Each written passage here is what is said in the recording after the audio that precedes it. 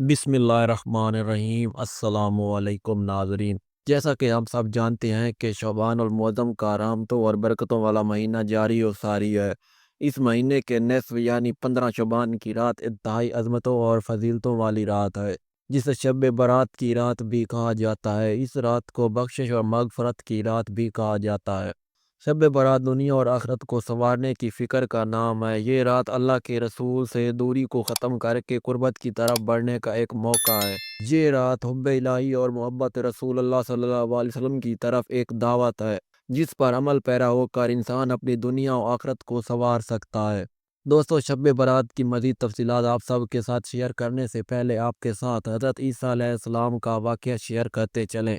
بیان ہوا کہ سیدنا عیسیٰ علیہ السلام ایک پہاڑ پر تشریف لے گئے۔ وہاں آپ نے ایک سفید رنگ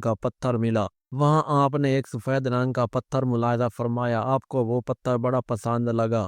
اتنے میں اللہ تعالیٰ نے وحی نازل فرمائی کہ اے عیسیٰ علیہ السلام، کیا میں تجھ کو اس سے زیادہ عجیب چیز نہ دکھاؤں؟ آپ علیہ السلام نے عرض کی، بے شک۔ اتنے میں وہ پتھر پھٹ گیا اور اس کے اندر ایک بزرگ نظر آئے، جن کے ہاتھ میں ایک سبز رنگ کا عصا تھا، اور وہاں انگور کا ایک درخت بھی تھا جس کا میوہ وہ بزرگ کھاتے تھے۔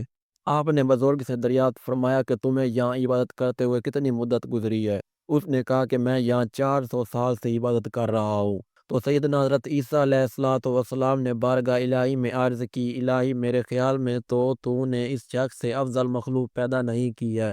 تو بارگاہ خداوندی سے جواب آیا، اے عیسیٰ علیہ السلام، میرے محبوب محمد صلی اللہ علیہ وسلم کی امت کا جو فرد شعبان المعظم کی 15ویں رات کو صرف 2 رکعت نفل پڑھے گا تو اس نماز کا ثواب اس شخص کے 400 سالہ عبادت سے زیادہ ہوگا۔ اللہ تعالیٰ کا یہ ارشاد سن کر عیسیٰ علیہ السلام نے کہا کہ کاش میں بھی محمد مصطفیٰ صلی اللہ علیہ وسلم کی امت میں ہوتا۔ سبحان اللہ۔ یہ ہے شعبان المعظم کی 15ویں رات کی برکتیں، شب برات کی فضیلت، برکتیں۔ یہ جو واقعہ ہم نے سنا ہے، اس کا حوالہ بھی سن لیں۔ اسلام میں شب برات کو اس لیے بھی فضیلت حاصل ہے کہ یہ رات دوسری راتوں سے منفرد مقام رکھتی ہے۔ یہ رات ہمیں جھنجھوڑتی ہے اور ہمیں اللہ تعالیٰ کا خلیفہ اور نائب ہونے کا احساس دلاتی ہے، اور ہمیں اس منصب کے مطابق کردار ادا کرنے کی طرف راغب کرتی ہے۔ یہ رات مسلمانوں کے لیے گریہ و زاری کی رات ہے، رب کریم سے تجدید عہد کی رات ہے۔ یہ رات شیطانی خواہشات اور نفس کے خلاف جہاد کی رات ہے، اور اللہ کے حضور اپنے گناہوں سے توبہ کرنے کی رات ہے۔ اس رات نیک عمل کرنے کا عہد اور برائیوں سے دور رہنے کا عہد دل پر موجود گناہوں کے زنگ کو ختم کرنے کا ایک ذریعہ بن سکتا ہے۔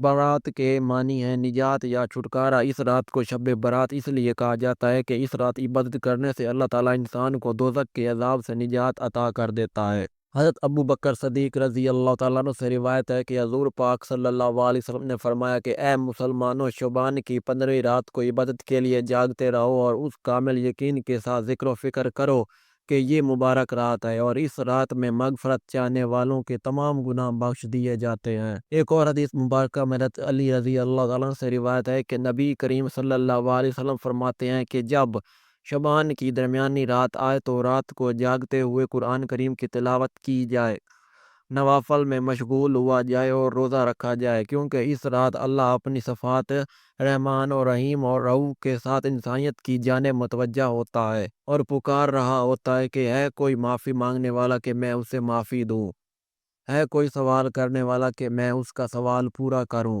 اور ہے کوئی رزق مانگنے والا کہ میں اسے وافر مقدار میں رزق عطا کر دوں۔ اور یوں یہ صدائیں صبح تک جاری رہتی ہیں۔ رسول اکرم صلی اللہ علیہ وسلم نے فرمایا کہ شعبان کی 15ویں شب عبادت میں بسر کرو اور دن کو روزہ رکھو، کیونکہ اس شب ہر بخشش طلب کرنے والے کے گناہ بخش دیے جاتے ہیں اور رزق طلب کرنے والوں کے رزق میں وسعت عطا کی جاتی ہے۔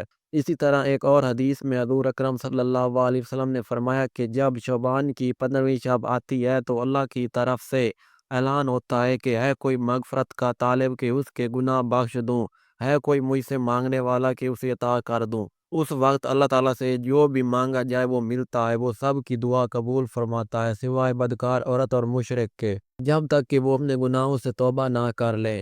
ام المومنین حضرت عائشہ صدیقہ رضی اللہ تعالیٰ عنہا ارشاد فرماتی ہیں کہ ایک رات میں نے حضور صلی اللہ علیہ وسلم کو جب اپنے بستر پہ نہ پایا تو حضور صلی اللہ علیہ وسلم کی تلاش میں نکلی، تو میں نے آپ صلی اللہ علیہ وسلم کو جنت البقیع میں پایا کہ حضور نے آسمان کی طرف سر اٹھایا ہوا تھا۔ مجھے دیکھ کر حضور صلی اللہ علیہ وسلم نے فرمایا کہ اللہ تعالیٰ نصب شعبان کو آسمانی دنیا پر جلوہ گر ہوتا ہے، اور قبیلہ کلب کی بکریوں کے جس قدر بال ہیں اس سے زیادہ لوگوں کو بخش دیتا ہے۔ شب برات کے حوالے سے یہ بھی قول ہے کہ یہ رات 4 خاص خصوصیات کی حامل ہوتی ہے۔ اس رات میں ہر کام کا فیصلہ ہوتا ہے، اس رات میں عبادت کرنے کی فضیلت ہے، اس رات میں رحمت کا نزول ہوتا ہے، اس میں شفا کا اہتمام ہوتا ہے۔ اس شب کی بے شمار خصوصیات میں یہ بھی ہے کہ اس شب مبارکہ کو اللہ کے نیک بندوں پر اللہ تبارک و تعالیٰ کی طرف سے ان پر خاص رحمتوں کا نزول ہوتا ہے، اور ہر جاندار چیز کا فیصلہ ہوتا ہے۔ مثلاً بندوں کی عمر کا فیصلہ، بندوں کے رزق کا فیصلہ، بندوں کے مصائب و آلام، خیر و شر، رنج و غم، ذلت و رفعت اور دیگر تمام افعال اس شب مبارکہ میں ملائکہ کو بتلائے جاتے ہیں، جن پر آئندہ سال عمل ہوتا ہے۔ امام ابو حنیفہ فرماتے ہیں کہ یہ رات قسمت انسانیت کی تقسیم کی رات ہے۔ اس رات گناہ گاروں کی مغفرت ہوتی ہے، مجرموں کی معافی ہوتی ہے، خطا کاروں کی نجات ہوتی ہے، اور یہ رات ریاضت اور احتساب اور تسبیح و تلاوت کی رات ہے۔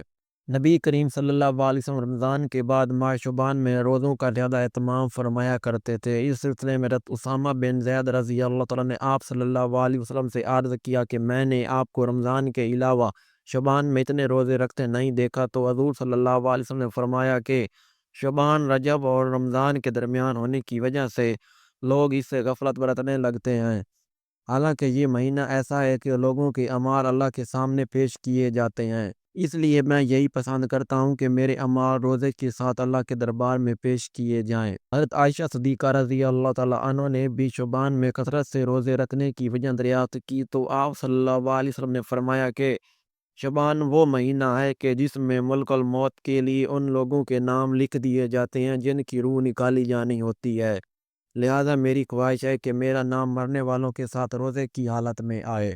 اللہ اکبر۔ اگر آج کی ویڈیو پسند آئی ہو تو ویڈیو کو لائک کر دیں، چینل کو سبسکرائب کر دیں۔ ملتے ہیں نیکسٹ ویڈیو میں، تب تک کے لیے اللہ حافظ۔